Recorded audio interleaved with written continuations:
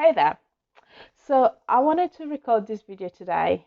I'm not sure yet where I'm going to upload it, but it's the lessons from what is probably my favorite um, personal finance, um, personal development book so far.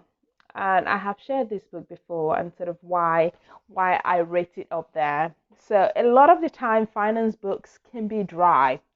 Let's face it. They can be dry. They can be full of numbers, and I like to make things fun. And so, what I really appreciate about this book is you are learning incredible financial lessons, but it's set in fiction way. So it's like a story. You're drawn into the story. You have images of being in ancient Babylon and the sight. If you close your eyes, you can picture it. So I have it in audiobook, so I can just lie there and just listen to it. And the voices, you can picture what they're wearing. You can picture the hot weather, which living in the UK, I would love more of that. Okay, that's why it's my favorite. It really, that's why it's my favorite book. I meant to say it really draws you in. And so, one of the key things of the book is that there is a lot of sort of consolidation of what are the key lessons. What do we want you to take from there? So I have written down what those lessons are, and that's what I wanted to share with you today. So it's a book called The Richest Man in Babylon. So lessons, the key highlights.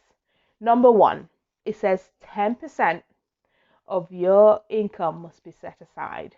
It's that timeless principle, isn't it, of paying yourself first. 10%, I think for most people, with a bit of planning, with a budget in place, is doable. And if you can't do it right now, you can work towards that and make it doable. So it says 10%. So of every, I guess, £10, $10, 10 naira, wherever you're at, set aside one of that and put it away and set it aside. Whether that's for the purposes of saving, investing, emergency fund, whatever you're putting it for, it's just that putting something aside. I'm not spending everything. Lesson number two, it says money works for its owner who is open to opportunities. So money works for an owner who is open to opportunities. And that's such a key thing, isn't it? And just something worth taking in is being open to opportunities where they come up. But again, that relates to the first one because you need to have the money set aside to take advantage of opportunities when they come in. And so, if you're thinking in terms of opportunity and going back to why am I putting this money aside, it's not because you're being a Scrooge. Part of that is when opportunities come, you want to be ready to jump on them, you're open to them, and get your money working for you with that opportunity. Okay, lesson number three. It says money clings to the protection of cautious ones and runs from careless ones. So we know of people, or we've heard of people that have won the lottery, and in 2 years, it's all gone. They're back to square one. It's all spent. And you have people who have money that have been passed down from one generation to the next, to the next, to the next. What's the difference? It's about the skill set of the people that money finds their hands in. If money, I mean, thinking about money as a thing, as a sentient thing, when it's in the hands of someone who knows its worth, who treasures it. I mean, it's just like with friendships or relationships. When you have someone who you can tell they know your worth, they know their value, you're more likely to want to stay with them. And someone who's reckless with you, who doesn't seem to know your worth, doesn't seem to know your value, it runs away from people like that. And that is simply what happens. I don't know if you've heard the saying that if somehow in some crazy parallel universe of the wealthiest people decided, you know what, I want to be fair. I want everything to be fair. So here's what we're going to do.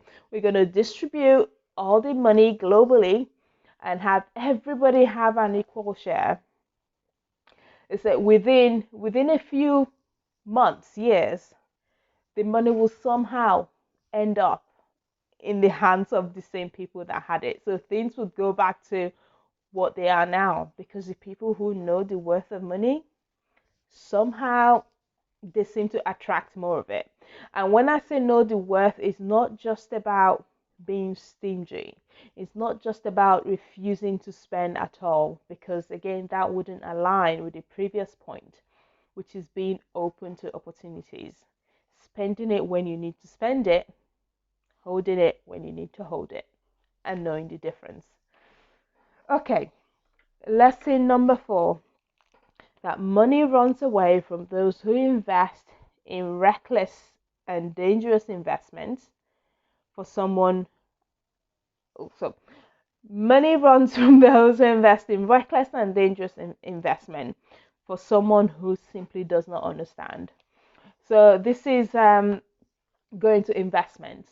Now, you put money aside, check. You are open to opportunities, check.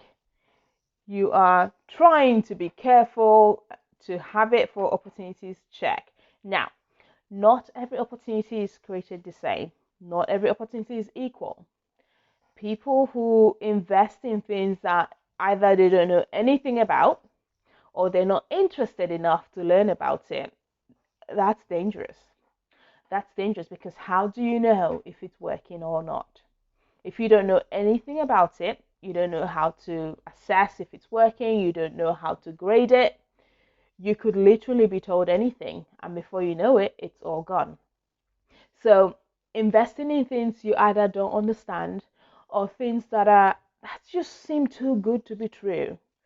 We have that sixth sense, don't we? When something doesn't quite feel right. Now, that does not necessarily mean that it's not right, but that is your cue to do more research. That is your cue to investigate more. Why does this feel like this? Where can I go to fill in that gap? That is a gap of knowledge to either, okay, yes, this is good, or yes, this is not. But don't ignore it. you know, don't invest in something you don't know anything about, or that just sounds reckless because you're trying to get rich quick, essentially. Okay, and that leads us nicely into the final point. It says, money flees the hands of those who are trying to make it do unrealistic things. Yes.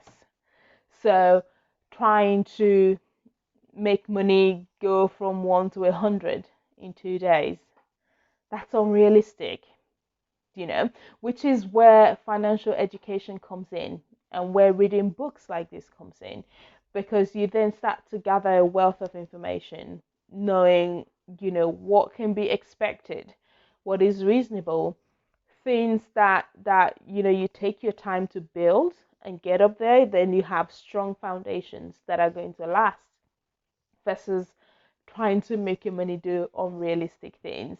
But I would definitely recommend reading that book. I just love the way it breaks it down, the way it talks about it, but at the same time, you're on a journey.